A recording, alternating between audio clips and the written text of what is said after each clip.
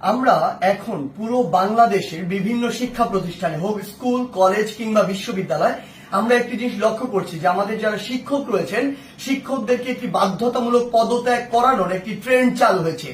যে জায়গাটি নিয়ে আসলে অনেক কথা হচ্ছে এবং কথা হওয়া উচিত এবং এই জায়গাটিতে আসলে অনেক প্রশ্ন রয়েছে। প্রথম কথা হচ্ছে কোন একজন শিক্ষক যদি কোনো একটি রাজনৈতিক দলের হয় বা মতাদর্শকে বিশ্বাস করে এটার কারণেই আমি তাকে পদত্যাগে বাধ্য করতে পারি কিনা। আবার আরেকটি কথা এখানে রয়েছে সেটি হচ্ছে এই পদত্যাগ করানোর যে অথরাইজেশন এটি আমার আছে কিনা বা আমি এমন অথরিটি কিনা আইনসঙ্গত ভাবে এটি আমি করতে পারি কিনা। তার পূর্বে আমাদের বিশেষ কিছু প্রেক্ষাপটগুলো চিন্তা করতে হবে। আসলে আমরা আমাদের জায়গা থেকে যারা স্টুডেন্ট রয়েছে রানিং তারা অনেকে শুধু মনে করি যে আমরাই মনে হয় পদত্যাগ করাচ্ছি, কিন্তু আমরা জানি না এর পিছনে আসলে কি কি ঘটনা রয়েছে কিংবা কি কি প্রেক্ষাপট রয়েছে। যেমন আমি আমার বিশ্ববিদ্যালয়ের উদাহরণ দিয়ে যদি বলি, এই বিশ্ববিদ্যালয়ে একটি দল শিক্ষকদের